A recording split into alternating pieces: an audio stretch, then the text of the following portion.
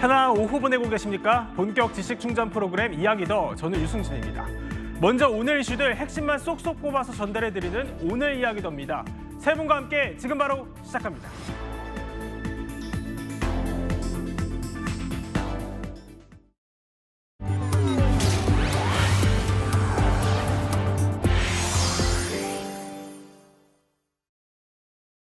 자, 저희가 첫 번째로 다뤄볼 소식은 전쟁 같은 굉음과 함께 무너진 안성 고속도로 공사장 붕괴 사고입니다. 자, 손소 변호사, 박용찬 국민의힘 영등포을 당협위원장, 이남희 기자와 함께 짚어보겠습니다. 자, 이 기자. 일단 도대체 2025년에 이런 일이 또 벌어질 수 있을까 싶긴 했는데 우선 어느 다리가 왜 무너진 겁니까? 저도 이 소식 듣고 깜짝 놀랐는데요. 경기 안성시에 있는 서울 세종 고속도로 건설 현장에서 발생한 일입니다. 오늘 9시 49분, 오늘 오전에 일어났던 일인데요. 영상도 보시면 알겠지만 좀 깜짝 놀랐는데 지금 보면은 교각 현장이 있는데 교량을 연결 작업을 하던 중이었어요. 지금 이제 갑자기 지금 무너지는 모습을 보실 수가 있는데요. 이 교량 연결 작업 중에 교각 위에 있던 상판 구조물이 50m 아래로 떨어지면서 10명이 매몰되는 사고가 발생을 한 겁니다. 아이고, 영상만 봐도 정말 너무 아찔하고 저게 어떻게 무너질 수 있을까 싶은데 지금까지 알려진 인명피해는 그럼 어느 정도입니까? 지금 오전에 10명 정도가 매몰됐다라고 알려졌는데 조금 전에 소방당국의 브리핑에 따르면은 지금 구조작업은 끝났는데 4명이 숨지고 6명이 부상을 입었다. 특히 5명이 이제 중상을 입었다. 이렇게 밝혔습니다. 그럼 현재 인명피해에 관련한 수색 작업은 마무리가 된 상태입니까? 맞습니다. 자, 그러면 일단 저 다리 지금 공사 중인 겁니다. 근데 완공이 된다면 보니까 이게 안성에서 세종을 잇는 구간으로 알려져 있는데 그럼 세종시 공무원들이 주로 출퇴근할 때 이용할 수 있는 그런 고속도로겠어요? 그렇습니다. 이 고속도로는 2016년에 착공했고요. 총사업비 규모가 7조 5,500억 원 규모인데요. 전체 길이가 134km입니다. 그런데 크게 두 부분으로 나눌 수 있어요. 우선 첫 번째 수도권 구간인데요. 이미 올해 1월 1일에 개통됐습니다. 수도권 구간이 72km이고요. 그리고 2026년 말에 준공 예정인 총 길이가 이제 수도권 구간보다는 조금 더 짧은 62km인 비수도권 구간이 있는데요. 이렇게 공사를 하던 중입니다. 이렇게 사고가 발생했는데 그런데 2016년 착공 임박해서 나왔던 당시 보도들을 보면 그 당시에 평일에 2시간 정도 걸렸던 서울과 세종 사이의 자동차 통행 시간이 이 고속도로가 완공되면 1시간 10분대로 시간이 단축될 것이다. 이런 예측 보도가 있었고 또한 서울에서 세종으로 이제 출퇴근하는 그런 많은 공무원들이 있는데 그 공무원들이 상당 부분 이용하지 않겠느냐 이런 예측 보도가 당시에 이루어졌습니다. 그런데 박용찬 위원장, 저희가 한번 알아보니까 저기 떨어진 교각 높이가 한 52m 정도 되고 상판 추락 구간 거리가 210m나 된다고 합니다. 그러니까 이게 육안으로 지금 영상으로 보기에도 상당히 큰 사고지만 실제 이 가늠을 해보면 더 큰 사고로 좀 짐작이 되거든요. 당국도 그래서 그런지 25분 만에 국가소방동원령이라는 걸 발령을 했다고 해요. 이게 굉장히 큰 화재나 사고 때나 보통 내리는 거라고 하는데 어떤 조치입니까? 그렇죠. 국가소방동원령. 정말 참 엄중한 그런 단어 아니겠습니까? 굉장히 엄중한 조치인데 통상 이제 사고가 나면은 시나 도 차원의 소방 인력을 동원하지 않습니까? 그런데 이것 가지고는 대처하기 어렵다 이런 판단하에 정부에서 국가 차원에서 소방력을 재난 현장에 총동원하는 조치. 그야말로 국가소방동원령을 내린 거죠. 그래서 경기소방, 충북소방, 그리고 중앙119 구조본부까지 총동원됐다고 하고요. 그리고 이제 특수 장비들을 또 역시 이용해서 구조 작업을 오늘 진행했다고 합니다. 소방동원령 1호가 발령됐는데요. 최근 5년간 발령된 소방동원령이 모두 34차례, 작년 12월 기억하시죠? 179명이 숨진 제주항공기 무한항공 참사 사고 때에도 소방동원령이 발령이 됐고요. 그리고 또 국내에서 가장 오래 산불이 지속됐던 울진 산불 사태 아시죠? 그때도 이제 소방동원령이 발령이 돼서 화재 사고에 그렇군요. 대응하는 예. 그러한 일이 있었습니다. 그러니까 그만큼 오늘 사고가 엄중한 사고였다라는 걸 반증하는 것이죠. 네, 지금 저희가 사고 현장 영상 보여드리고 있는데 자 저렇게 구조물만 남아있고 상판이 모두 폭삭 주저앉은 상태입니다. 사실 저희가 저 인근을 한번 알아보니까요, 뭐 마을회관도 있고 자영업을 하시는 분들도 있고 주민분들이 꽤 계시는 곳이더라고요. 그러면 최초 목격자들은 어땠을지 목격자의 증언을 저희가 준비했습니다. 한번 들어보시죠. 바로 집 앞이어서 출근길에 차에 올라타서 출발하자마자 소리가 굉음이 나고 전봇대가 흔들리더라고요. 깜짝 놀라서 차에서 내렸는데 이미 다 상판이 내려앉은 상태고 현장 부근에 가까이 가서 보니까 다친 사람들이 막 살려달라는 아우성이랑 막 악쓰는 소리가 나고 진짜 너무 놀랐어요. 그래갖고 보고 주저앉았었거든요. 지금도 뭐 다리가 막 떨리고 가슴이 진정이 안 되는 그런 정도예요. 네, 주민들 사실 입장에서도 정말 어떻게 보면 마른 하늘의 날벼락이 아닐 수 없을 것 같은데 사고 직후에 또 현장을 찾았던 주민 목소리도요. 제가 한번 직접 취재해서 들어봤습니다. 조용한 마을에서 이런 일들이 일어나니까 다 주민들이 놀라시죠. 그러면 인사사고가 났으니까 더욱 걱정들이 많으시고 이제 또 뭐 혹시 지나가다가 우리가 그 사고의 당사자가 될 수도 있는 상황이었었고. 자, 우리가 사고의 또 당사자가 될 수도 있었던 상황이었다. 이 말이 사실 마음에 콕 박힙니다. 이게 무슨 말이냐면 저기가 사실 국도라고 하더라고요. 그래서 주민들이 오가는 차량이 꽤 많은 곳이고 저렇게 상판이 또 추락을 하면은 더 큰 주민의 피해로도 이어질 수 있지 않았겠냐 이런 우려가 있으신 건데 자, 그러면 당국이 일단 현장에 대한 좀 추가적인 조치를 내놓은 게 있습니까? 그렇습니다. 이렇게 큰 사고가 발생한 경우에는 당연히 우선 구조 작업에 최선을 다해야 하고요. 또한 치료 작업 역시 잘 이루어져야 됩니다. 또 그뿐만 아니라 사고 원인을 밝혀서 그에 따른 필요한 조치까지 앞으로 해야 되는데요. 또 하나 중요한 게 추가 피해가 발생하지 않도록 현장을 잘 통제하고 그렇죠. 또한 현장에 불필요한 인력이 접근하는 것을 막을 필요가 있습니다. 자칫 추가적인 피해로 이어진다면은 제대로 통제하지 못한 부분에 대한 법적인 책임까지도 발생할 수 있기 때문인데요. 사고 현장이 천안시에 소재하고 있습니다. 예. 그러다 보니 천안시에서 재난 문자를 즉시 발송을 했는데요. 다리 붕괴 사고로 인해서 도로를 통제한다. 인근 차량들은 우회해달라라는 내용이었습니다. 진천시 역시 인근 주민들에게 붕괴 사고 사실을 알리면서 차량 우회를 요청했고요. 그리고 현재 진천 천안 방면 34번 국도의 구수 삼거리가 통제되고 있는데요. 예. 현장에 대한 여러 가지 궁금한 사항이 있고 또한 걱정도 많이 됩니다만 일단 안전이 우선이기 때문에 현장을 일단은 제대로 우회하는 상황이 굉장히 필요해 보입니다. 자, 박용창 위원장. 사실 저희가 아까 짚어드린 것처럼 이거 수조원 나랏돈이 들어간 사업입니다. 그럼 도대체 왜 이런 사고가 났는지 좀 더 철저하게 따져봐야 할 것 같은데 일단 지금까지 알려진 원인이 있습니까? 아직까지 뭐 공식적인 사고 원인은 나오지 않고 있는 그런 상황이고요. 예. 저도 오늘 사고 원인이 과연 무엇일까 해서 그 사고 장면을 여러 번 돌려가면서 이제 보았는데 한번 사고 장면 다시 한번 보여주시죠. 지금 화면에서 보듯이 교각, 즉 다리는 멀쩡하지 않습니까? 예. 그런데 위에 있는 상판이 일제히 다 무너진 거거든요. 자, 이건 무슨 얘기냐? 지금 사고 당시에 어떤 일을 하고 있었느냐? 네. 교각 위에 상판, 철제 구조물을 얹어놓는 그러한 작업을 크레인을 동원해서 하고 있었다. 예. 지금 화면에 나오는 것처럼 다리는 멀쩡하고 위에 상판이 일제히 다 무너지지 않습니까? 네. 따라서 어떤 설계상의 문제 이런 건 아닌 것 같고 제가 볼 때는 시공하는 과정에서 크레인을 활용해서 상판을 설치하는 과정에서 뭔가 문제가 생긴 것 같다. 저 나름대로 그렇게 분석하고 있습니다. 예, 사실 주민들도 워낙 높은 곳이다 보니까 이게 육안으로 평소에 뭐가 문제가 있었는지 살펴보기도 사실 어려웠다 이렇게 좀 설명을 하시던데 그럼 일단 시공사 측 입장도 나왔을 것 같은데요? 일단은요, 현대 엔지니어링이 지금 예. 시공사입니다. 대표로 입장문을 내고 조속하게 현장을 수습하겠다. 또 이 참사 원인에 대해서 명확하게 규명하겠다. 이렇게 입장을 밝혔고요. 보면은 지금 사고대책본부가 꾸려졌고 소방당국과 경찰도 지금 사고 원인을 규명하기 위해서 지금 조사에 들어갔다. 이렇게 밝혔습니다. 네, 그럼 또 다음 살펴볼 주제 한번 들여다보도록 하겠습니다.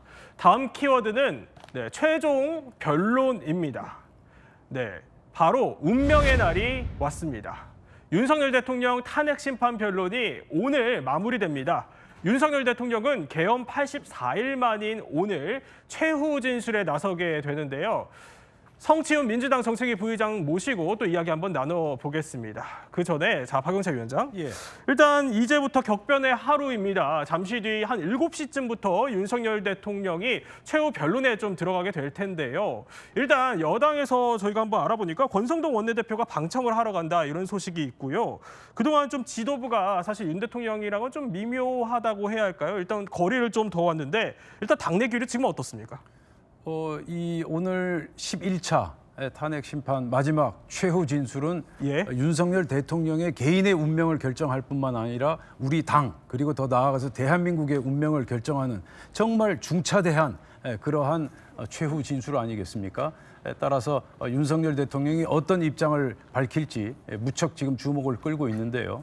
제가 생각할 때는 윤석열 대통령이 오늘 정말 낮고 겸허한 자세를 보여주어야 한다. 그리고 오늘 발표할 최후 진술에서는 선사과 그리고 후호소 이 두 가지가 아주 간절하게 담겨야 한다. 그리고 본인의 정당성을 강변하기보다는 계엄을 할 수밖에 없는 불가피성을 호소해야 한다. 이러한 자세와 내용으로 오늘 최후 진술을 해야 되지 않겠나 저는 그렇게 생각하고 있습니다. 네, 사실 윤 대통령은요. 일단 자필로 좀 직접 원고를 작성한 것으로 알려지고 있습니다. 단도직입적으로 한번 여쭤볼게요. 세 분께 공통으로 좀 짧게 답변을 좀 해주실 수 있다면 만약에 본인이 좀 최후 진술서를 써야 한다면 나 이건 좀 반드시 담겠다 하는 게 있다면 뭐가 있을까요? 박용차 위원장. 결국 오죽하면 계엄을 했겠느냐 해서 그 오죽하면 이 부분을 무척 강조할 것으로 저는 예상하고 있고요. 정말 그 29번의 줄탄핵 그리고 윤석열 대통령에 대한 170번이 넘는 퇴진 요구 그리고 예산 삭감 뭐 이런 여러 가지 상황을 총체적으로 다시 한번 국민들이 승복할 수 있도록 오죽하면이라는 대목을 무척 강조할 것으로 예상됩니다. 성시훈 부장은 뭘 담으시겠어요? 저는 어떤 결과가 나오든 이걸 승복하겠다, 받아들여야 된다라는 국민들께 또 요청도 하는 그런 메시지가 담겨야 된다고 생각합니다. 왜냐하면 지금 재판 과정에서 국론이 너무 분열되어 있고요. 지금 양쪽으로 탄핵 반대, 찬성 이거 갈라져서 마치 본인이 원하던 결과가 안 나오면 받아들이지 못할 정도의 분위기까지 형성되지 않았습니까? 대통령으로서 그런 거에 대해서 우리 어느 쪽이든 받아들이자. 그리고 대통령 개인에게도 이게 좋습니다. 왜냐하면 2017년 박근혜 대통령의 탄핵 인용문을 마지막 문단을 우리가 떠올려 보면 거기에 피청구인의 헌법소 의지가 보이지 않는다. 그리고 뭐 수사에 협조하지 않았다 이런 내용들이 담겨 있었기 때문에 윤석열 대통령도 지금까지 그런 모습을 좀 비슷하게 보여왔기 때문에 마지막으로는 난 그래도 헌법 시스템을 믿는다. 헌법소의 의지가 있다는 것을 피력하는 것이 좀 필요하다고 보기 때문에 그런 메시지가 들어가야 된다고 생각합니다. 자, 오죽하면 승복, 저는 통합입니다. 보면은 저를 지지하는 분들도 지지하지 않는 분들도 결국 결과에 승복하고 결국은 좀 통합을 해주셨으면 좋겠다. 이 메시지를 마지막에 강조해야 될 것으로 보입니다. 네, 또 잠시 뒤에 또 최후 진술이 이루어지기 때문에 어떤 내용이 담길지는 더 지켜보기로 하고요. 그런데요, 자 오늘 이 방청에 국민들의 관심도 상당히 뜨거웠습니다. 보니까 경쟁률이 뭐 거의 한 100대 1에 육박합니다. 일단 이 내용 생방으로 볼 수는 없는 거죠? 그렇죠. 워낙 또 적게 뽑기도 했고요. 20명인데 저 정도 인원이 모였으니까 사실 원래 지금까지 변론기를 영상들이 다 뉴스를 통해서 나왔기 때문에 국민들께서는 이거 생방송으로 나오고 있나라고 생각할지 모르겠는데 생방송으로 나왔던 적은 한 번도 없고요. 항상 끝난 다음에 영상이 올라옵니다. 그런 것들을 언론이나 이런 데서 활용해서 국민들께서는 이게 바로바로 올라오는 거구나라고 느끼실 텐데 이번 마지막 역시 생방은 아닙니다. 근데 이렇게 국민들 관심이 쏠린 것이 아까 말씀드린 것처럼 탄핵 찬성이든 반대든 뭔가 워낙 많은 관심들이 쏠렸고 그리고 만약에 정말 탄핵 인용이 될 경우 현직 대통령으로서 마지막 이런 공식 발언일 수도 있습니다. 그렇기 때문에 저는 보수 지지층이 이런 것들에 좀 윤석열 대통령에 대한 뭐 응원의 메시지도 있을 것이고 그런 역사적 순간에 좀 듣고 싶은 그런 것 때문에 이렇게 방청 열기가 몰리지 않았나 그렇게 봅니다.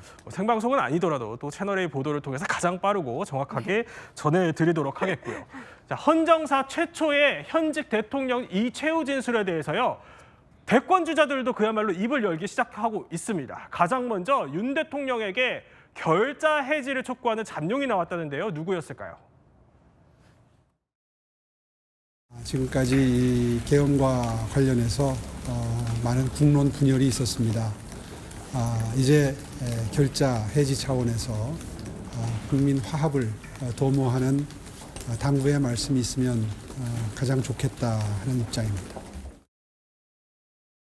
자, 그러니까 이렇게 얘기하는 겁니다. 국민 통합을 위해 윤 대통령이 좀 결단을 내려야 한다, 이런 입장인 건데, 자, 박용창 위원장, 그럼 오 시장은 뭐 이게 어느 정도 이야기여야 통합이 가능하다, 이렇게 얘기를 한 걸까요? 사실 여권 일각에서 임기 단축 개헌 이 카드도 거론되고 있잖아요. 그렇죠. 그 오세훈 시장이 지금 개헌론을 주장하는 그런 정치인 아니겠습니까? 그래서 직접적으로 표현은 안 했지만 임기 단축 개헌론을 오늘 최후 진술에서 제시하면 어떻겠느냐라는 그런 간접적인 암시를 한 것으로 여겨지는데요. 제 개인적으로는 오늘 최후 진술에서 정치적인 현안을 언급하면 결코 도움이 되지 않는다, 그렇게 생각합니다. 오늘 최후 진술은 그야말로 절박한 호소의 메시지가 담겨야 된다. 그런데 이 절박한 호소의 메시지에 정치적인 현안이 끼어들게 되면 그 절박한 호소의 메시지가 희석될 가능성이 있다. 따라서 오늘 최후 진술에선 정치 이야기는 하지 말자라는 게 제 개인적인 주장입니다. 오 시장은요, 오늘 조기 대선과 관련해서 또 기자의 질문이 있었지만 일단 본인 거취에 대해서는 좀 말을 아끼는 모양새였습니다. 그런데 오 시장과 다르게 또 다른 잠룡인 이분은 좀 달랐습니다. 만에 하나 내일 대선이 생기더라도 바로 나갈 수 있게 준비가 다 되어 있습니다. 만에 하나 단회당선이 생기면 바로 사퇴해야죠. 뭐 경선이 되면 사퇴하고 떨어지면 대구시장 계속 하겠다. 난 그런 거 없어요. 이제 마지막이잖아. 자, 채널A 유튜브 국회의사담을 통해서 단독 인터뷰를 또 한 겁니다. 그런데 이거 헌재 결과가 나오기도 전에 홍준표 시장이 그냥 지른 거예요, 사실상. 근데 일정을 계산을 해보면 사실 뭐 당내 경선까지는 시장직 유지해도 되는 거잖아요. 근데 왜 벌써 이렇게 배수진 쳤다고 보십니까? 일단 본인이 2017년에 그때도 박근혜 대통령 탄핵 이후에 대선 후보로 나오지 않았습니까? 그때 경남도지사였습니다. 근데 경남도지사직을 사퇴하느냐 마느냐 이거를 사퇴 시한 3분을 놓고 사퇴했던 적이 있었거든요. 그렇기 때문에 이번에는 어떻게 되느냐에 대한 또 관심이 있는 상황이고, 다만 저는 홍준표 시장의 저런 발언이 과연 책임 있는 발언인가? 왜냐면은 지금 이번에 선관위에서 이 그 해석을 내놓은 게 2월 28일까지 만약에 사퇴나 재보궐 사유가 발생하지 않으면 그거에 대해서는 내년에 아마도 만약에 대선이 열리면 대선과 동시 재보궐선거가 열릴 텐데요. 그때 재보궐선거를 열지 않는다라고 선언을 했습니다. 그러면 뭔 말이냐면 홍준표 시장 말대로 그 탄핵이 인용된 이후에 조기 대선 돼서 본인이 사퇴하게 되면은 그럼 또 대구시장직은 1년 동안 공백이 생기는 겁니다. 지금 사실 오세훈 서울시장, 민주당에서는 김동연 경기도지사, 그리고 대구시장, 광역단체장 3명이 지금 사실상 대선 출마 의사를 밝히고 있는 상황에서 만약에 후보가 확정되기도 전에 사퇴를 해버린다? 그럼 그 지자체는 1년 동안 공백이 되는 겁니다. 그 사람이 대통령 선거를 나가지도 않았는데도 공백이 생길 수 있는 가능성이 있기 때문에 저는 홍준표 시장이 아마도 오세훈 시장과의 차별성, 나는 배수진 치지 않는다, 이걸 제지 않는다, 나는 다르다라는 좀 어필을 하고 싶었던 것 같은데, 근데 저는 전체적인 측면에서 봤을 때는 무책임한 발언이라고 생각합니다. 오 시장과의 차별성 때문에 시장직을 내던졌다, 이런 설명이신 건데, 자, 그래서 그런지 오죽하면 사실 홍 시장 참모들도 이 시장직 사퇴 선언까지는 예상을 못했다, 이런 분위기던데, 자, 그런데 여당에서는 사실 오세훈 시장이 과거에 무상급식 문제 때문에 뭐 시장직 내던졌다가 이거 당 좀 흔들렸던 그런 트라우마가 있는데, 뭐 홍 시장은 그런 거 상관없이 TK이기 때문에 이렇게까지 좀 했다, 이렇게 봐야 될까요? 어떻게 봐야 될까요? 뭐 그런 면도 없지 않아 있죠. 오세훈 시장이 시장직을 내던졌을 때 그때 이제 당이나 청와대 측과 거의 상의가 이루어지지 않았다, 그런 후일담이 전해지고 있지 않습니까? 그리고 이제 서울시장 같은 경우는 오세훈 시장이 내던지게 되면 그다음 보궐선거에서 우리 당 후보가 당선될 가능성이 크지 않은 그러한 상황이었기 때문에 당시에 이제 오세훈 시장이 상당한 비판을 받았던 거고요. 지금 대구시장 같은 경우는 만에 하나 보궐선거를 치른다 하더라도 우리 당 후보가 당선될 가능성이 상당하다. 그리고 이제 재보궐선거를 치르지 않을 가능성도 상당하지 않습니까? 따라서 그 당시 2011년 오세훈 시장 때와 지금 상황은 정치적인 환경이 상당히 다르다. 그 점을 좀 참고했으면 좋겠습니다. 홍준표 시장은요, 또 저희 채널A와의 인터뷰에서 또 다른 잠룡 아킬레스건도 또 집요하게 공격을 했습니다. 들어보시죠. 한동훈 대표도 그 벼락 출세했잖아요. 윤석열 대통령이 시기 전 그런 배신자는 난 싫어요. 곧 복귀한다고 하던데. 아니, 오면 좋죠. 타작할 기회가 주니까 좋죠. 타작할 기회를 주니까 좋다. 그러니까 배신론 배신자론을 이거 꺼내들고 그야말로 엄청 공격에 나서고 있는 건데 안 그래도 근데 한동훈 전 대표 내일 저서 출간이잖아요. 여기서 윤 대통령에 대한 좀 괴로운 마음을 털어놨다 이런 얘기가 있어요? 살짝 오늘 보도자료로 맛배기로만 나왔어요. 이게 그 14일 동안, 그러니까 계엄 선포 고 14일 동안의 기록을 썼는데 네. 윤 대통령에 대해서는 이렇게 썼습니다. 인간적인 괴로움이 컸지만 정치인에게는 늘 국민이 먼저라서 사적 이념보다는 공공선을 앞세울 수밖에 없었다. 예. 그러니까 굉장히 마음이 아프지만은 공공선이 더 중요하기 때문에 그렇게 계엄 해제하고 탄핵에 앞장설 수밖에 없었다라는 취지로 글을 쓰고 있는 겁니다. 근데 저 저서에 이재명 민주당 대표가 집권을 하면 계엄할 수도 있다 이런 내용이 또 포함이 되어 있다면서요? 그러니까요. 보면 이재명 대표에 대한 공격도 했습니다. 한국에서 가장 위험한 인물이 이재명 대표라고 썼어요. 그래서 자신의 사법 리스크를 막기 위해서 행정부까지 장악하면은 뭔가 계엄까지 할 수 있도록 위험한 인물이다. 예. 그렇기 때문에 이재명 대표를 이제 잡으면서 우리가 계엄의 강을 건너야 된다라면서 그 자신의 측에 이재명 대표를 가장 공격을 했습니다. 그런데 성취훈 부의장, 한 전 대표가 사실 이 탄핵 수습 과정에서 대통령 권한을 당에 위임받겠다 이랬다가 셀프 위임 논란이 있었지 않습니까? 근데 그랬던 당 대표가 지금 이재명 민주당 대표를 또 저렇게 공격하는 게 앞뒤가 맞냐 이런 지적이 있을 수도 있을 것 같아요. 그렇죠. 그때 그 이른바 한한 체제, 한덕수 총리와 그 한동훈 자신 당대표가 국정 운영을 하겠다, 임시적으로 하겠다라는 헌법을 초월한 이야기를 했었다가 여당과 야당으로부터 동시에 또 공격을 받지 않았습니까? 그랬는데 지금 가정법을 쓰면서 만약에 이재명이 대통령이 되면 계엄을 할 것이다. 저희는 그러면은 그런 가정법으로 공격을 하면은 또다시 검사 출신이 대통령이 되면은 검찰공화국이 완성될 것이다라고 공격을 하던가 아니면 또다시 검사 출신이 되면 똑같이 계엄을 할 것이다. 이런 식의 공격은 저희도 안 하거든요. 네. 국민들이 받아들이지 않습니다. 그렇기 때문에 저는 한동훈 대표가 보수 지지층으로부터 지금 강성 지지층으로부터 좀 지지를 못 받다 보니까 이재명 대표에 대한 좀 강한 메시지를 던지고 싶으셨던 것 같은데 예. 저런 식의 가정법, 저런 식의 사실 일어나지 않았던 역대 어떤 여대 야소 정국 그러니까 행정부와 입법부 권력을 다 갖고 있던 대통령도 어떤 그 대통령도 계엄을 했던 적은 없습니다. 윤석열 대통령의 계엄을 막지 못한 그 책임을 본인이 좀 느껴야지 이런 식으로 야당을 공격하는 건 저는 부적절하다고 생각합니다. 야권 주자들도 상당히 발빠르게 또 움직입니다. 어제 이재명 민주당 대표랑 김부겸 전 총리 간의 회동에 있었는데요. 여기서 이재명 대표가 사실 그동안 계속 중도 보수 논란이 있었으니까 여기에 대해서 이 대표가 일부 오해받을 표현이 있었다. 시인을 했다는 게 김 전 총리의 전언이에요. 그러니까 시인했다. 좀 유감을 표했다는 건데 어떻게 들으셨습니까? 정말 참 이재명 대표의 변신의 끝은 과연 어디인가? 정말 궁금하지 않을 수가 없고요. 이 사람 만나면 이런 얘기하고 또 저 사람 만나면 저런 이야기. 지금 계속 변신하고 있지 않습니까? 물론 이제 선거가 있다고 가정하고 어떤 선거 전략상 저렇게 한다. 그 점은 이해하겠는데 그러나 국가의 주요한 정책들, 이슈에 대해서 한 우물을 파야죠. 저렇게 지금 여러 우물을 갖다가 계속 막 건드리기만 하는 이러한 지금 행태는 결코 바람직하지 못하다. 지금 그 이재명 대표 얼마 전에 뭐라고 했습니까? 유니콘 기업 100개 만들고 그리고 삼성전자급 기업을 6개 만들겠다 언급하지 않았습니까? 그런데 정작 노란봉투법 강행하겠다. 그리고 상법 개정안 추진하겠다. 이런 식으로 우회전 깜빡이만 켜고 계속 좌회전을 하는 이러한 행태. 결국 저렇게 하다가 사고가 한번 크게 날 겁니다. 저는 당내 의견을 수렴해가는 과정이라고 생각합니다. 그러니까 중도 보수를 지향해야 된다라고 주장을 하셨잖아요. 그런데 당내에는 여전히 뭐 김경수 지사나 임종석 실장 이런 분들 그리고 박용진 전 의원 우리나라는 여전히 중도 진보를 향해야 된다고 주장하는 분들 계시거든요. 그런 의견들을 수렴하는 과정이기 때문에 자꾸 뭐 이런 식으로 갔다 저런 식으로 갔다라고 생각하시는 것보다는 당내의 다양한 목소리를 담아내는 당대표로서 당연히 해야 될 역할을 하고 계시다. 전 그렇게 말씀드리고 싶습니다. 네, 성취훈 부의장과는 여기서 인사를 드리겠고요. 또 저희가 다음 살펴볼 키워드는요. 진짜 왕은 누구입니다. 1인자와 또 1인자와 같은 2인자.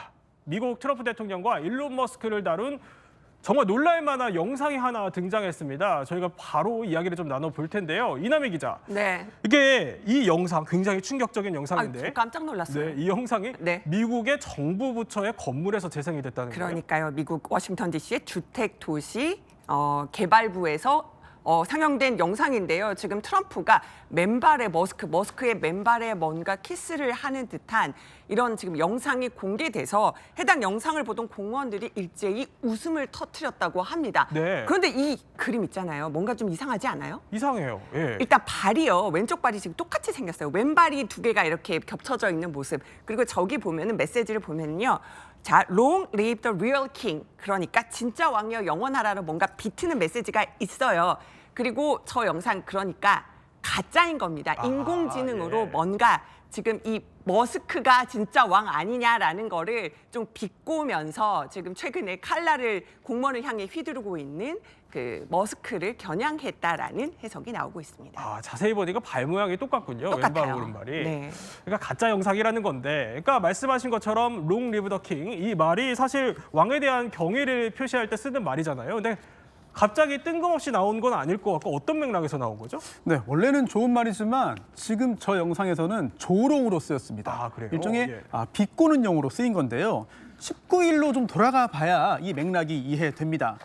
미국 뉴욕 맨하튼의 교통 상황이 굉장히 좀 안 좋기 때문에 네. 당시에 그 혼잡 통행료가 도입됐거든요. 자, 네. 그런데 트럼프가 부임한 다음에 이 혼잡 통행료 승인을 취소했습니다. 그러면서 트럼프 대통령이 자신이 운영하는 트루스 소셜 미디어에 혼잡 통행료는 죽었다. 맨하튼과 뉴욕 전체는 구원받았다. 왕이여 영원하라. 이런 글을 올렸거든요. 네. 그런데 여기서 끝난 게 아닙니다. 백악관 공식 X 계정, 예전 그 트위터입니다. 또한 인스타그램에 이 타임지 표지 같은 것들을 이제 좀 활용을 해가지고 트럼프 대통령이 실린 것 지금 화면에 나오고 있는 예. 저 사진 그림을 올린 거예요. 저 이미지를 올렸는데 저때 지금 보이죠? 화면에 나오죠? 네, long live the king. 저 용어를 쓴 겁니다. 자, 그래서 이렇게 트럼프가 좌충우돌을 하면서 마음대로 하고 있다라는 취지에서 이제 일종의 비꼬기를 시도한 건데 네. 그런데 단순히 트럼프에 대한 공격만 한 것이 아니라 여기서 일론 머스크가 나오잖아요. 네. 그래서 그럼 도대체 이건 무슨 의미냐? 애초에 트럼프는 자신이 모든 것을 결정해서 상당히 권한을 지금 행사하고 있는데 알고 보면 일론 머스크가 더 위에 있는 거 아니냐. 일론 머스크가 더 위에 있는데 트럼프는 그것도 모르고 오히려 자신이 현재 상황을 잘 모르고 있는 거 아니냐. 네. 이렇게 트럼프를 조롱하고 또한 일론 머스크와 사이를 약간 좀 이간질하는 거 아니냐. 네. 이런 해석까지 나오고 있습니다. 제가 트럼프라면은 저 사진 보고 굉장히 좀 기분이 나쁠 것 같은데. 그러니까 쉽게 말해서 왕이 트럼프가 아니라 머스크다 이겁니까?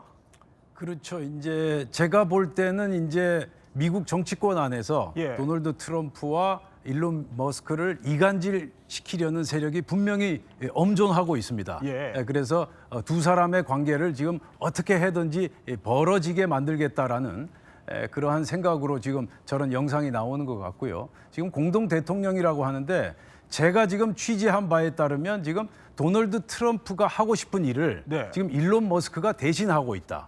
그리고 인력 감축, 재정 지출 감축이라는 게 손에 피를 묻혀야 되는 일 아니겠습니까? 예. 이 일을 도널드 트럼프 본인의 손으로 피를 묻히는 게 아니라 네. 일론 머스크를 통해서 손에 피를 묻히게 하는 그런 지금 대리 작업을 하고 있다라는 분석도 지금 나오고 있어요. 따라서 지금 일론 머스크의 저 광폭 행보는 철저하게 도널드 트럼프와 암묵적이거나 또는 명시적인 어떤 협상, 합의에 의해서 지금 진행되고 있다. 저는 그렇게 보고 있습니다. 그런데 사실 장소도 주목이 돼요. 그러니까 저 영상에 틀어진 데가 뭐 일반 SNS상에 돌아다니는 거면은 크게 신경을 안 써도 될 것 같긴 한데 이게 틀어진 데가 정부기관이라서 사실 예사롭지 않다는 거잖아요. 그러니까는 누가 그런 건지 일단 해커가 AI로 만든 가짜 영상인데 거기에 틀기까지 누가 했는지는 좀 조사가 필요해 보입니다. 그런 가운데서도요. 보면은 지금 머스크가 이렇게 정부를 흔들다 보니까요. 지금 여러 가지로 지금 그 후폭풍이 일어나고 있습니다. 이런 영상들도 나오더라고요. 저도 지금 안타깝게 봤는데 지금 국제개발처 앞에 있는 건물에 또 그 공무원들이 짐을 굉장히 많이 싸들고 나오는 네. 영상들이 화제가 되고 있더라고요. 지금 이제 짐을 이렇게 싸들고 있는데 예, 응원 저렇게요? 네. 네, 맞아요. 응원 팻말을 들고 사람들이 서 있죠. 그다음에 정말 고생했다라면서 이 직원들을 박수갈채로 맞아주거나 또 정말 수고가 많았다면서 네. 호응해주는 영상들도 지금 나오고 있습니다. 보면 이 국제개발처 직원들 같은 경우는요, 직책 2,000개를 없앤다. 그러니까 지금 2,000명이 지금 실업자로 나앉게 생길 겁니다. 그래요? 해외 원조 이런 것들을 담당하던 일이다 보니까는 지금 트럼프가 먼저 우선순위에서 이 업무부터 잘라냈다 이렇게 볼 수가 있는 겁니다. 그래서 여러 가지 후폭풍들이 지금 거센 상황입니다. 하루아침에 잘린 공무원들이다 보니까 이런 얘기들도 있어요. 이렇게 뭐 법원에 가처분 신청을 하겠다, 법적 대응을 하겠다 이런 얘기들도 들리던데 그럼에도 이 박용찬 위원장 말대로 합의를 해서 그런 걸까요? 트럼프는 절대로 꿈쩍하지 않고 있습니다. 오히려 비판받는 2인자에게 힘을 실어주고 있다는데요. 일단 듣고 이야기 나눠보겠습니다. So I think it was actually, there was a lot of genius in sending it. We're trying to find out if people are working. And so we're sending a letter to people, please tell us what you did last week. If people don't respond, it's very possible that there is no such person or they're not working. 그러니까 트럼프로부터 천재적이다 뭐 이런 극찬까지 듣고 있는 상황인데 그래서 그런지 머스크가 기세등등합니다. 오늘 또 한 번 이메일을 보내가지고 이렇게 얘기를 했다고, 이메일이 아니라 X에 이렇게 올렸다고 합니다. 본인이 두 번째도 답변을 하지 못하면 결과는 해고다 이렇게까지 으름장을 좀 놨다는데 이런 머스크의 행보를 지지하는 게 비단 트럼프뿐만이 아니라 월가 황제까지 나섰다면서요. 그렇죠. 오늘 또 한 명의 또 지원군이 나섰죠.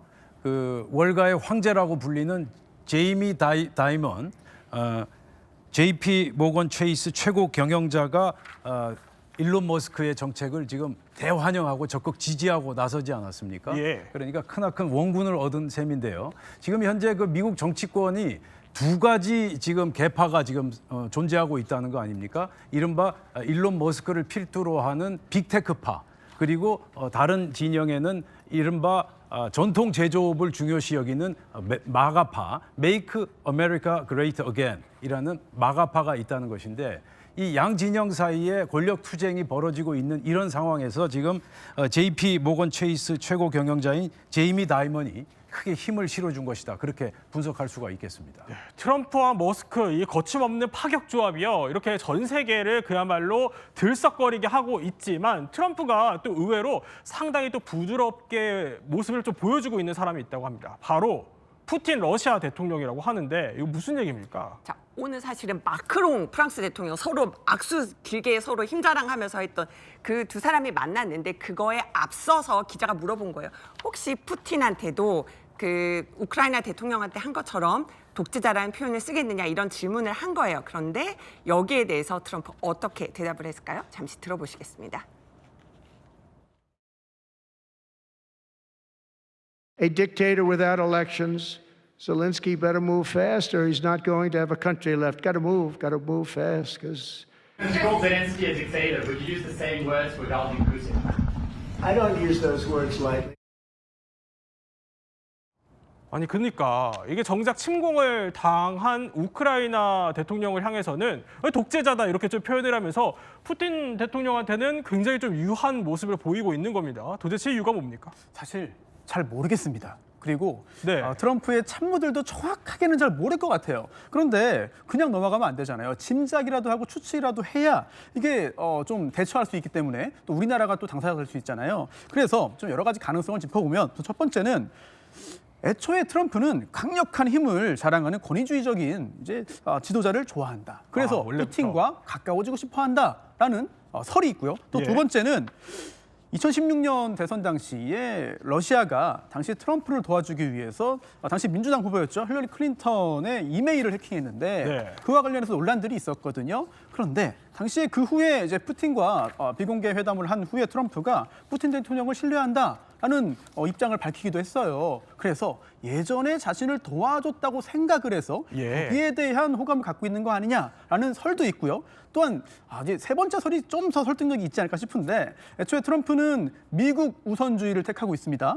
그리고 세계 경찰 역할을 그렇게 마땅치 않아 하는 것 같습니다. 그렇기 때문에 각지에서 벌어지고 있는 전쟁과 분쟁을 끝내고 미국의 자원이나 인력을 투입하는 것을 중단해야 한다. 이게 미국의 이익에 부합한다라는 입장이기 때문에 어쨌든 이 우크라이나 우크라이나와 러시아의 갈등을 끝내기 위해서 그동안의 어떤 국제 여론과는 반대되는 좀 다른 우크라이나를 좀 나쁜 쪽으로 몰아가면서 뭔가 이 관계를 끝내기 위한 그런 시도를 하는 거 아니냐라는 분석도 나오고 있습니다. 네, 또 푸틴과 머스크를 향한 진짜 트럼프의 속내가 뭔지는 저희가 조금 더 취재해서 다음에 또 전해드리도록 하겠습니다.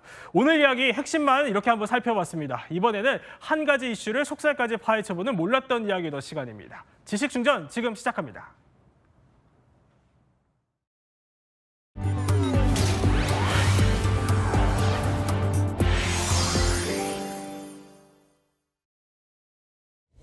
(20%는) 결심을 했습니다. 우선 라면 신청을 해가지고 대한민국에 갈 생각입니다.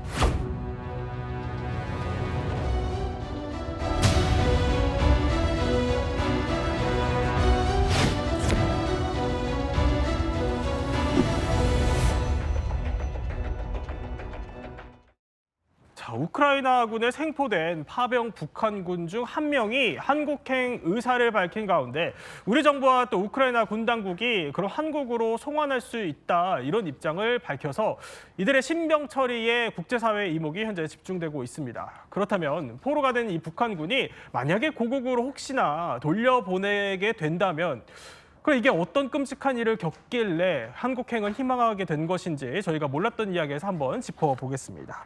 자, 조원범 박사님. 먼저 일단 우크라이나에 생포된 북한군 포로들 누군지 저희가 한번 짚어볼 텐데 99년생 리모 씨 그리고 2005년생 백모 씨로 26 그리고 또 21살밖에 되지 않은 청년들입니다.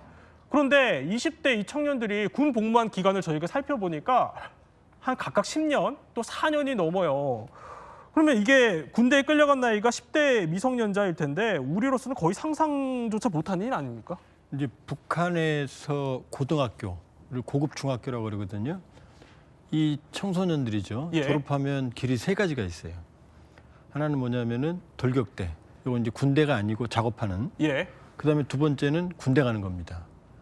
그리고 이제 직통생이라고 그래서 대학을 가게 되면은 일단 군대는 연기가 돼요. 네. 대학에 가서 이제 군대 가는 거거든요.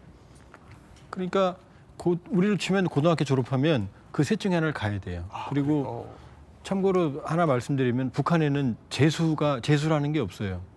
대학에 지원할 수 있는 기회는 딱 한 번입니다. 네. 한 번 떨어지면 바로 군대 가요. 아, 그래요? 예, 그러니까 우리하고 다르게 고등학교를 졸업하면 그 세 가지 길 중에 하나입니다. 네. 대학을 가든지 군대를 가든지 돌격대를 가든지. 그러니까 저 기간이 나오는 거죠. 복무 기간이 10년이면 너무 사실 깜깜하긴 한데 굉장히 어린 나이에 어쨌든 강제로 좀 군대에 끌려가서 그냥 꽃다운 청춘을 어떻게 보면은 군대에 좀 바친다 해도 과언이 아닐 것 같은데 그래서 저희가 진짜 북한군의 현실이 어떤지 한번 2군단 지휘소대장 출신 북한인민군 강리혁 전 소대장님 저희가 특별하게 모시고 이야기 나눠볼 텐데 자 일단 저 북한 파병군들 인터뷰 보셨죠? 네. 같은 북한 군인 출신으로서 어떻게 좀 느끼셨는지 좀 궁금해요. 참 그 현실을 보면서 매우 안타깝게 생각을 했고요. 사실 북한군 같은 경우에는 군복을 입는 순간에 정말 수감자라고 봐야 돼요. 수감자요? 예, 왜냐하면 이제 북한 전 내역이 이제 폐쇄되고 있지만 그 중에서도 제일 폐쇄적인 북한군이거든요, 사실은. 예. 그러다 보니까 북한군은 또 10년 동안에 유력한 것들이 많아요. 그 중에서도 제일 유력한 점이 먹을 것 문제하고 각종 질병 문제인데 네. 이러면서도 아무런 보장도 안 해준다는 거예요, 기본은. 근데 이렇게 보장도 안 해주면서 지금은 또 북한 군인들을 정권 유지잖아요. 유지 위해서 또 이제 총알바지를 내부는 이런 네. 현상들을 보면서 참 너무 안타깝다라는 생각을 했었던 것 같아요. 북한 군인들이 지금 복무를 하게 될 때는 어떤 심정으로 입대를 합니까? 예전 같은 경우에는 이제 저가 군대 나갈 때만 해도 영웅이 돼서 돌아오겠다 뭐 이런 식으로 이야기를 했는데 지금은 달라졌죠. 지금은 보통 이제 그 MZ세대, 장마당 세대들인데 이야기를 할 때면 부모님에게 아버지 어머니 군복무 같이 잘해봅시다. 그게 무슨 뜻이죠? 그러니까 이제 아들이 군대를 나가면 부모님이 아들이 이제 영양실조 걸리지 않게 각종 질병에 걸리지 않게 돈을 보장을 해줘야 이제 할 수가 있어요. 그 입당을 하나 하려도 이제는 돈이 들어가야 입당을 빨리 할 수 있기 때문에 그래서 아버지 어머니한테 잘 부탁한다 이런 뜻이죠. 오히려 역으로 잘 부탁한다. 네. 이런 말까지 해야 되는 처참한 상황인데 사실 저 파병 북한 군인들도 훈련 받으러 유학한다 이 얘기에 속아서 전장에 끌려왔다는 겁니다. 그 고백이 사실 충분히 이해가 되는 상황인데 이와 관련해서 지금 퀴즈가 또 준비되어 있다고요? 예, 그렇습니다. 안타까운 이야기 퀴즈일 수도 있겠는데요. 북한군 포로는 우크라이나군이 총구를 겨눈 그 앞에서도 땡땡땡을 놓지 않았다. 이게 퀴즈가 되겠습니다. 땡땡땡을 놓지 않았다. 총구 앞에서도 땡땡땡을 놓지 않았답니다. 오늘은 좀 엄숙한 얘기니까 바로 답을 말씀해 주시죠. 발은 소시지입니다. 소시지요? 먹는 것을 놓지 않았다라는 건데 이게 어떤 일이냐면 우크라이나 현지 보도에 의하면 드론이 이제 북한군을 발견하고 우크라이나 이제 공수병들이 가가지고 총구를 들이댔습니다. 그러니까 북한군이 그때 수류탄과 단검을 땅에 내려놓으면서 항복하는 듯한 모습들을 보였대요. 근데 우크라이나군이 영어, 소련어 뭐 이런 걸 했는데도 못 알아듣는 상태에서 일단 총구가 들어오니까 항복하는 의미에서 내려놨는데 보통 이제 무기들을 땅바닥에 내려놓지 않습니까? 그렇죠. 예. 근데 주머니에서 뭘 딱 꺼내는데 라이터인 줄 알았답니다. 근데 소시지였답니다. 아이고, 근데 그걸 내려놓지 않았답니다. 그러면서 먹어도 되냐라는 몸짓을 해서 우크라이나군이 먹어라라고 이제 했다는데 지난번에 조한범 박사님도 그런 말씀하시지 않았습니까? 북한에서는 소고기는 구경도 못하고 돼지고기도 삶아서 먹는다라는 건데 우리도 어렸을 때 소시지 먹었을 때 얼마나 맛있었습니까? 그렇죠. 그러니까 이 사람들도 얘네들도 아마 여기 와가지고 처음 먹어봤을 거라고 저는 미루어 짐작합니다. 참 안타까운 현실이었다 이렇게 말씀드릴 수 있겠죠. 자, 그러면 얼마나 열악한 상황에서 복무를 하길래 저렇게 전장에서 목숨이 왔다 갔다 하는 상황에서도 소세지를 내려놓지 못하는 걸까요? 실질적으로 제가 좀 전에도 말씀드렸지만 북한에서는 이제 먹는 문제가 제일 열악해요. 그러다 보니까 질병으로 해서 아사사도 많이 생기고 있고요. 그리고 굶어 죽는 사람들도 많이 생기고 있는데 군인들 속에서. 제가 생활했던 전방 같은 경우에는 이제 하루에 옥수수가 550g밖에는 공급이 안 됐습니다. 뭐 거기는 생각도 못했고요. 550g마저도 이제 그 제대로 공급이 안 됩니다. 그게. 그래서 북한 내부에서 김정일 때부터 시작해서 현재까지 자체 식량을 해결하라. 자체 식량으로. 그래서 자체 식량 기간에는 쌀 200g, 300g밖에 안 줘요. 옥수수를. 그럼 이거가 해결할 수가 없는 거죠. 그래서 또 전방부대 같은 경우에는 특히 뭐냐면 열차길이 없습니다. 아, 그래요? 예, 없어서 열차에서 식량을 부대까지 실어오려면 몇십 킬로 정도를 가지고 들어와야 돼요. 기름은 보장해 주나요? 안 해주잖아요. 네. 그러다 보니까 연대에서는 연대적으로 떼먹고 대대는 대대적으로 떼먹고 중대는 중간중간 떼먹고 서대는 서서부럽게 떼먹고 이렇게 하다 보니까 군인들에게 들어갈 식량은 정말 500g 내지 550g도 겨우 된다라고 해야죠. 그럼 저 전장에서 소세지를 내려놓을 수 없는 병사의 심정이 이해가 되십니까? 그렇죠. 왜냐하면 저도 그런 생활을 많이 했고 10년 동안 했고 많이 굶어를 받고 북한군에서. 북한군에서는 배고프면 잠이 안 오잖아요, 실질적으로. 근데 이제 먹을 게 이제 옥수수밥도 아니고 소시지예요. 소시지가 있는데 그걸 넣을 수가 없죠, 이게. 그런데 월급 같은 것도 주잖아요. 근데 알아보니까 월급을 받아도 이게 한 쌀 1kg도 차마 못 살 수준의 굉장히 낮은 월급이다 이런 얘기가 있어요. 그렇죠. 이제 북한 병사 월급이 70원입니다. 북한 돈으로 70원. 그 어느 정도입니까? 그리고 서대장 월급이 제가 받던 월급이 2,560원이었어요, 정확히. 근데 제가 떠나올 때 북한에서 쌀 1kg에 5,000원이었습니다. 현재는 한 7,200원에 7,300원 올랐습니다. 그러면 그 2,500원이라는 돈 가지고는 쌀 500g도 못 사는 돈이라는 거예요. 아, 예. 참 너무 열악한 현실인데 그런데 제가 소 대장님한테 얘기를 언뜻 들은 걸로는 옥수수를 훔치다가 걸려서 모진 좀 고문을 당하신 일화가 있다고 들었어요. 네, 그렇죠. 저도 이제 먹고 살아야 되니까 또 이제 옥수수를 훔치다가 이제 북한 보위배에 걸려서 이제 그 감옥에서 이제 들어가서 며칠 동안 그 사람들은 이제 감옥에 들어가면 사람 취급을 안 해요. 정말 개 짐승 취급을 하거든요. 네. 그냥 무자비하게 때립니다, 정말. 근데 저희가 이제 현역이 있을 때도 현역이 있으면 소대장들이 이제 와이프를 데리고 와요. 신혼생활을 하거든요. 그러면 이 와이프까지 식량이 나오는 게 아닙니다. 절반밖에 안 나와요. 한 300g밖에 가족 거는. 그러다 보니까 식량이 떨어서 소대장이 옥수수밭에 벼를 훔치려고 이제 옥수수 훔치려고 나갔는데 잡혔어요. 아이고. 그래서 그게 이제 사상투쟁에 올라가고 막 비판무대에 올라가고 서대장 철칙된다 막 이런 소리까지 나왔었는데 이 정도로 북한 군이 지금 힘들다는 거죠. 네. 그럼 당시에 옥수수를 훔치게 되기까지 상황이 어땠습니까? 그러니까 북한 군 내에서는 훔치지 않으면 굶어 죽어요. 영양실조가 오거든요. 전사부터 병사, 뭐 서대장까지 다 같아요, 이거는. 왜냐하면 병사들은 자기 하나 입을 배고프니까 먹으려고 하는 거고 장교들 같은 경우에는 또 이제 군인들이 훔쳐오는 걸 받아야 자기 생활을 할 수가 있고 이러다 보니까 그게 지속적으로 되고 있는데 저 같은 경우에도 이제 뭐 2013년도에 그런 일이 발생을 했거든요. 근데 저는 이제 그 사촌 동생을 이제 군에 보내야 되는데 돈을 내물을 거이라고 하니까 어쩔 수 없이 이제 도둑질했다가 이제 잡혀가지고 정말 그 고난을 겪었죠. 그런데 사실 그렇게 어쩔 수 없이 훔쳐야 될 수밖에 없는 생존 때문에 그런 상황을 잡는 군인들도 알 거 아닙니까? 그렇죠. 그 대부분이 이제 그 나가면 군인들이 군인들을 잡는 게 아니라 거기에는 경비를 서는 이제 일반 농민들이거든요. 근데 이제 그 사람들 같은 경우에는 다 군 생활을 한 사람들이에요. 거의 남자들은. 그리고 사회 나와 체력이 어느 정도 되는 그 사람들이고. 근데 잡으면 자기들도 이제 먹고 살아야 되기 때문에 군인들을 이제 부대에다 신고를 할 수밖에 없는 상황이에요. 네. 자, 이렇게 좀 제대로 먹지도 못하고 또 훔쳤을 때는 감옥까지 가야 되는 이 군인들의 실정인 건데 못 먹고 굶주린 상태인데 강제 노역까지 좀 동원된다면서요? 일단은 뭐 수해라든지 이런 데는 동원되는 건 당연하고요. 북한군에 들어가면 부업이라는 게 있어요. 첫 번째는 뭐냐면 부업 토지가 있어요. 농사 땅이. 첫 번째는 콩농사를 져야 됩니다. 그래서 김정은이 총알 하나보다 콩알 하나가 더 소중하다고 말한 적도 있거든요. 왜냐하면 단백질이 공급이 안 되니까 콩농사를 져야 되고 그다음에 남새 부업, 야채 농사도 져야 되고 축산 부업, 수산업 부업까지 합니다. 심지어 탄광까지 운영을 하거든요. 왜냐하면 식량이 중앙에서 공급이 안 되니까 자체적으로 식량을 공급해야 돼서 부대마다 급식량이 첫 번째 달라요. 여기다가 예를 들면 군인에게도 고철, 파철 과제가 내려오거든요. 그래서 어떤 일까지 벌어졌냐면 남포시에 기차 레일을 100m를 부대가 떼간 적이 있어요. 그리고 군용 통신선은 물론이고 아니라 민간인 이 선까지 전선까지 끊어가지고 아주 뭐 통신이 군용 통신은 물론이고 아니라 민간 통신까지 안 되는 일이 벌어지고 있거든요. 그러니까 겉으로 보면 아주 센 부대지만 뒤를 들여다보면은 제대로 돌아가는 게 신기할 정도인 게 인민군의 현실이에요. 아이고.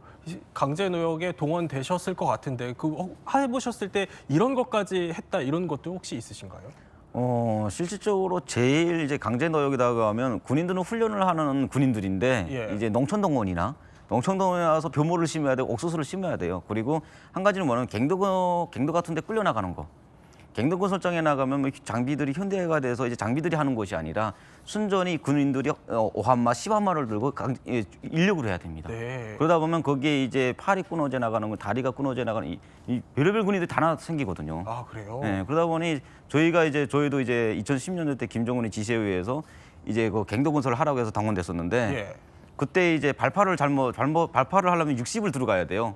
60을 이제 뚫고 해야 되는데 거기에 이제 심지를 엮고 폭발을 하는데 그게 이제 위에서 이제 잘못 떨어져가지고 군인이 깔려서 이제 그 척추가 나갔던 이런 사건도 있거든요. 그 이후에 사후 조치는 좀 이루어졌습니까? 어떻게? 상호 조치가 없습니다. 그 군인들 같은 경우는 군생활을 못 해요. 그래서 이제 경추라던가 척추가 나가면 군생활을 못 하니까 감정대들에서 이제 제대시키는 거죠.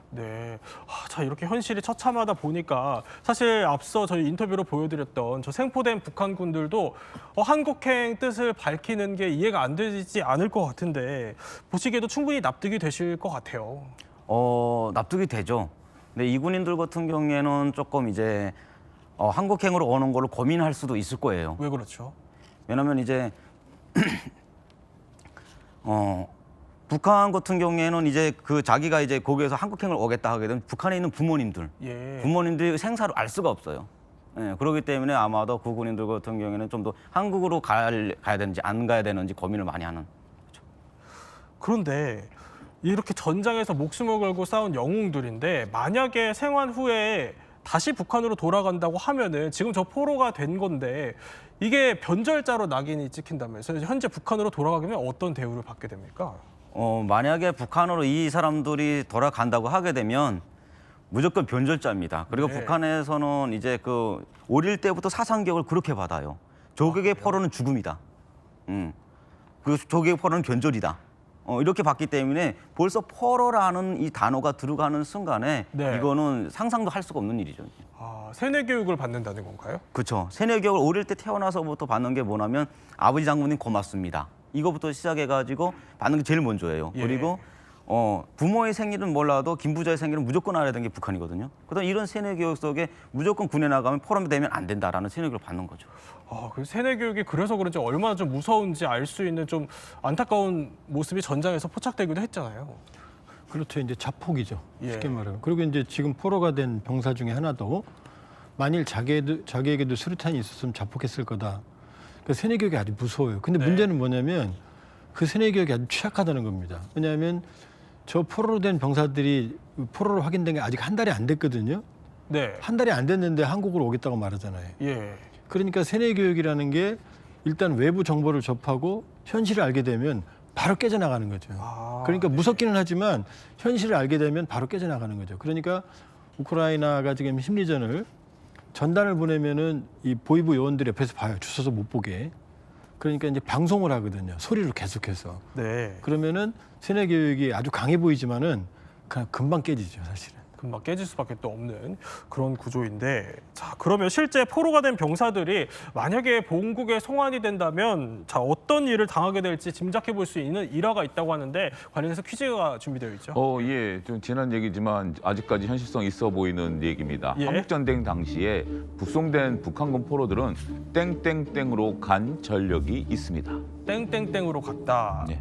정답이 뭘까요? 정답은 우리가 잘 아는 정말 북한에서 가장 극악한 정치범 수용소라고 불리우는 아오지입니다. 아오지 탄광이요? 예, 그렇습니다. 이게 어떻게 되냐면 우리가 이제 6.25 한국 전쟁이 끝나고 우리한테 잡혀 있었던 북한군 포로들이 일부는 뭐 남한에 남았고 또 일부는 북한으로 가지 않았습니까? 네. 이들은 또 스스로 선택해서 어떻게 보면 간 겁니다. 그렇지만 도착한 이후에 사상 검증이라든지 재교육 이런 것들을 받았고 그렇지만 이제 귀환병이라는 딱지가 붙었습니다. 네. 귀환병의 딱지가 붙으면서 이렇게 정치적으로 이렇게 어떻게 보면 격리된 이런 생활을 했다라고 좀 말씀드릴 수가 있겠죠. 예. 그런 다음에 이들이 간 곳이 두 군데인데요.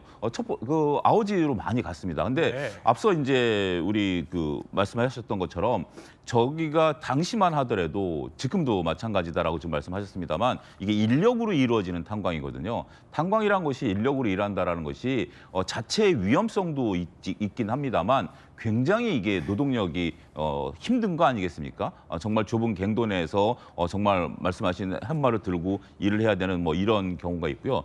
또 하나 눈에 띄는 것은 강선제강소라는 곳입니다. 네. 이게 강선제강소라는 곳은 아오지와는 좀 지역적으로는 다른 곳에 있는데 이게 일제시대 때 만들어진 제강소예요. 그때 이제 6.25 때 파기가 됐다가 이게 다시 56년부터 재개가 됐는데 어떤 일이 있었냐면 56년에 김일성이 여기 현지 지도를 갑니다.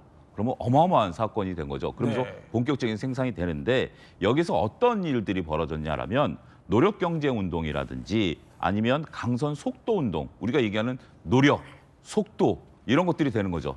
56년에 이런 것들이라면 이것도 다 인력으로 이루어지는 부분들이거든요. 근데 이런 것들을 귀환병들이 가서 했다라는 겁니다. 그러니까 단순하게 우리가 알 때는 정말 우리가 뭐 우스갯소리로 너 아우지로 끌려간다 뭐 이런 정도만 얘기를 했었습니다만 정말 일반인들이 가서 견디기 어려운 현장 이런 데들을 다 귀환병들을 보내서 이 일을 시켰던 이런 전례를 우리가 확인할 수 있다 이렇게 말씀드릴 수가 있겠습니다. 당시에도 그러니까 북한으로 돌아가겠다 이런 선택을 했던 북한군이 송환 과정에서 마치 앞날을 예고한 듯한 장면이 또 연출됐다면서요, 그때도? 그렇습니다. 이거 어떻게 보면 이제 제가 알기로는 본인들이 선택한 거거든요. 우리가 이제 남한에 남을 사람들은 또 일본에 남한에 남았고, 그렇죠. 뭐 고향이 북한이거나 아니면 사상적으로 북한을 가겠다라고 하는 사람은 이제 거제도에서 제가 알기로는 원해서 우리가 이제 다 보낸 건데 송환할 당시에 이제 뭐 입을 거 먹을 거 이런 거 없으니까 최소한 옷을 입히고 이제 우리가 북한으로 유엔군들이 옷을 입혀서 보낸 거거든요.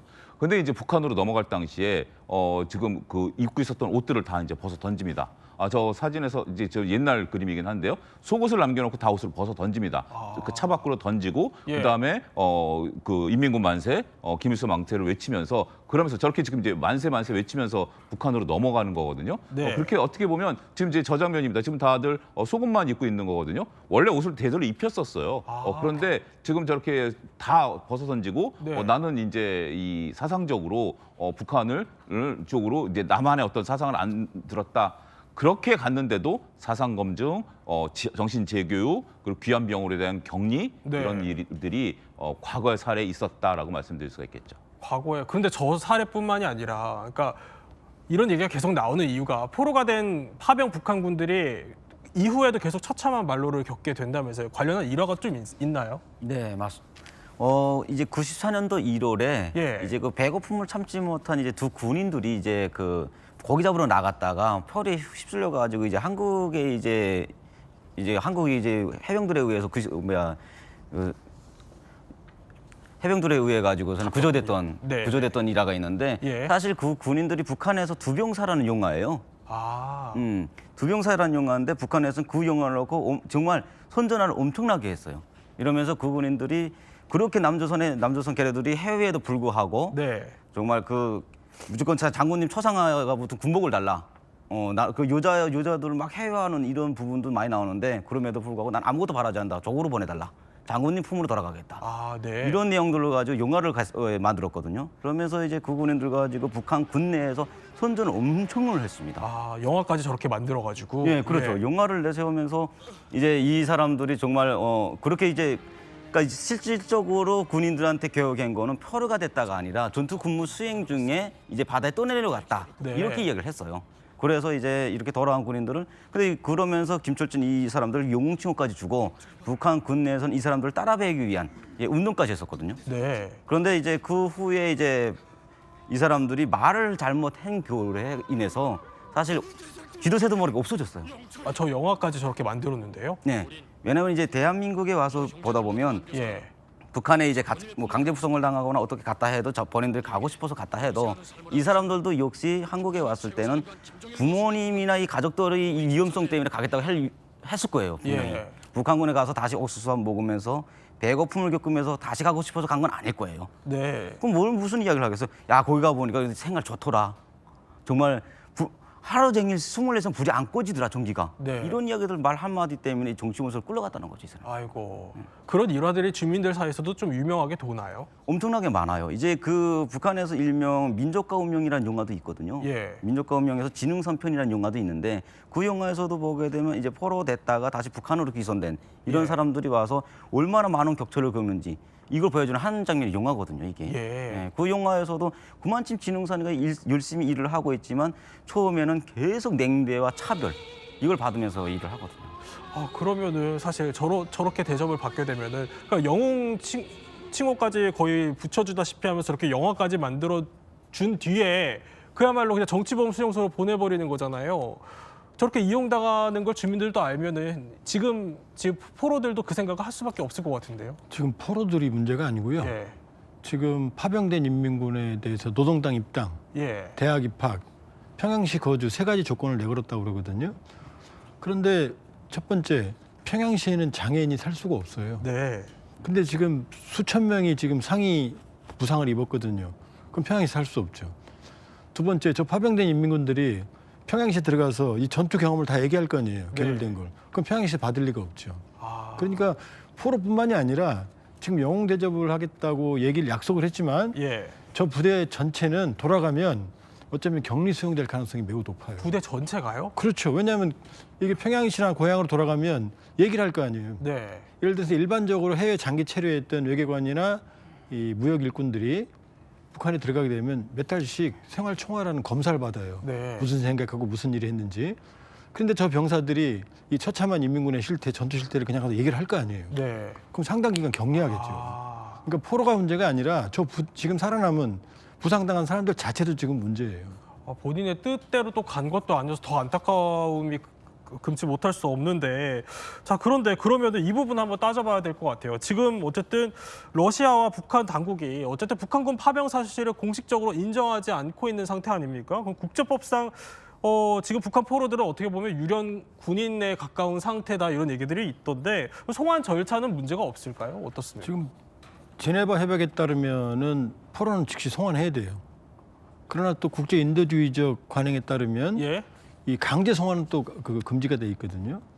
그러니까 저 포로들은 두 사람은 지금 법적인 지위가 아직 모호해요. 신분증은 러시아 신분증을 가지고 있지만 북한 군인이라고 말했고 북한과 러시아는 인정을 안 하고 있거든요. 이건 정치적인 타결로 신속하게 국내로 송환하는 방법밖에 없다. 그리고 젤렌스키 대통령이 포로 교환을 활용하겠다라는 얘기를 했지만 러시아가 받을 리가 없거든요. 인정을 안 했으니까. 그러니까 우리가 우크라이나에 많은 인도적 지원을 했고 지금도 여러 가지 협력 관계를 가지고 있거든요. 그러니까 우크라이나 측도 한국 송환 본인들이 원하면 그런 입장을 밝혔기 때문에 정치적 타결 방안을 활용을 한다면 큰 문제는 없을 거다 이렇게 볼 수 있어요. 자 포로가 된 북한군 가운데요. 이렇게 한국행 일단 의사를 명확히 밝힌 거는 리모 씨입니다. 그런데 또 다른 포로인 백모 씨는요. 좀 많은 고민에 빠진 모습입니다. 일단 백모 씨 목소리 듣고 이야기 나눠보겠습니다. 내가 고향으로 가지 못할 경우에는 그것도 생각해요. 아들이 어디서 살든 행복하게 지내면 부모님들도 만족해 하시겠지만 부모님들 소식도 모르고 이렇게 나만 행복해가지고는 또 마음에 걸리고. 그러니까 한국행을 좀 생각하는 것 같은데 부모님이 마음에 걸린다 이렇게 말을 하는 걸로 봐서는 좀 많은 의미가 좀 담긴 것 같습니다. 어떻게 들으셨어요? 저 영상을 제가 이제는 수십 번을 봤거든요. 예. 볼 때마다 눈물이 나와요. 예, 본인도 이제 대한민국에 그럼 자유롭게 살 수 있다는 걸 알아요. 모르는 게 아니거든요. 본인도 알아요. 예, 알죠. 이제 왜냐면 이제 지금 현재 나온 군인들 같은 경우에는 북한에서 사회에서 드라마를 접하거나 던의 맛을 들린 군인들이에요. 어느 정도 드라마에 접한 군인들이거든요. 그래서 예. 한국이 잘 사는구나 어느 정도. 이 정도는 알고 이제 군에 나왔다고 저는 생각을 해요. 근데 이 사람이 지금 하는 자꾸 이제 그것을 한국에 오는 것을 주저하는 이유가 자기가 엄으로 해서 그러면 북한의 가족들은 특히 그냥 일반 탈북이 아니잖아요. 이거는 포로로 돼가지고 대한민국 오는 순간에 거기에 있는 부모들은 이 사람들 벌써 용상이 나간 것 동시에 그 부모들은 아마 종치범에 가 있을 거예요 지금. 이미 끌려 다 갔을 거예요. 이미. 이 군인이 다시 북한으로 간다 해도 이 군의 이제 생명도 보장이 안 돼요. 왜냐면 이 가는 순간에 이 군인 같은 경우에 철저한 보위부 감시와 그리고 선전으로 써먹다가 마지막에는 똑같이 죽여요 이 사람. 네. 참 너무 안타까운 얘기가 아닐 수 없는데 그런데 이 부분이 사실 궁금하기도 합니다. 북한 당국이 김정은 본인이 파병을 보낸 거잖아요. 예. 본인이 이렇게 무자비하게 파병을 보내놓고는 이 파병 사실을 왜 자꾸 이렇게 숨기려고 하는 거예요? 명분 없는 전쟁이거든요. 왜냐하면 북한 사람들에게 우리 강 선생님 잘 아시겠지만 러시아하고 우크라이나는 차이가 없어요. 네. 그냥 소련의 일부분이에요. 그런데 러시아 편에 서서 우크라이나랑 전쟁을 해라? 이거는 북한 주민들에게 설명을 못하는 거거든요. 그러니까 이미 타이밍을 놓쳤어요. 대규모 알리지도 않은 상태에서 대규모 전사가 발생을 했고 인민군이 괴멸됐으니까 지금부터는 이제 눈덩이처럼 이 딜레마가 불어나겠죠 이제. 네. 자, 이 파병 소식이 아름아름 좀 알려지는 것 같습니다. 저희가 눈에 띄는 보도가 오늘 있었어요. 무슨 보도냐면 자유아시아 방송에 이런 보도를 했습니다. 그러니까 평안북도 소식통을 인용해서 얘기를 한 건데 이제는 양쪽 검지가 다 없어도 군대에 입대할 수 있다. 그러니까 양손 손가락 일부만 있어도 무조건 입대한다. 이게 무슨 얘기냐면 그러니까 지금까지는 방아쇠를 당겨야 하는 검지가 없으면은 군대에 입대시키지 않았다는 거예요. 근데 이 파병 소식이 아름아름 알려지니까 이제는 검지가 아니라 그냥 손가락이 하나라도 있으면은 뭐 군대에 입대시킬 수 있다. 이렇게까지 나오고 있다는 겁니다. 어떻게 좀 보셨어요? 그러니까 지금 소식이 알려지면서 가면 괴멸된다는 걸 아니까 손가락을 자해라는 거죠. 하나를. 근데 이제 그러면 자해라는 걸 아니까 그래봤자 소용없다. 손가락 몇 개 없어도 입대한다라고 얘기를 하는 거죠.